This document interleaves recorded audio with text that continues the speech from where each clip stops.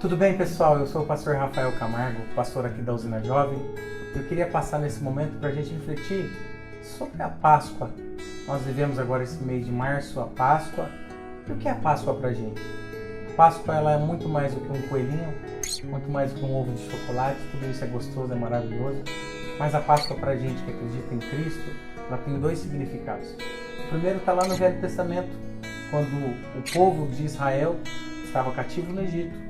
Então Deus enviou as 10 pragas e enviou Moisés para ser o libertador. E quando o povo estava saindo do Egito, o Senhor mandou eles fazerem uma festa chamada Páscoa ou Pessah, que na verdade do hebraico significa passagem. E eles então comemoraram uma festa, uma Páscoa no deserto. Deus pediu para que eles colocassem um cordeiro junto com ervas amargas, para que as ervas amargas lembrassem eles em todo o tempo do tempo que passaram no Egito do sofrimento.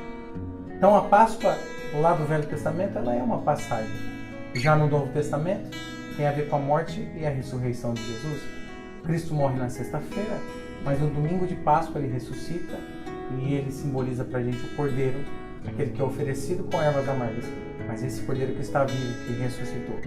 Por isso, nesse momento, muito mais do que pensar no seu chocolate, nesse dia de hoje de Páscoa, muito mais do que trocar um ovo de chocolate, você possa trocar um abraço, você possa trocar um presente, você possa trocar um carinho, acima de tudo lembrando do Cristo, que Ele é um real motivo da nossa Páscoa.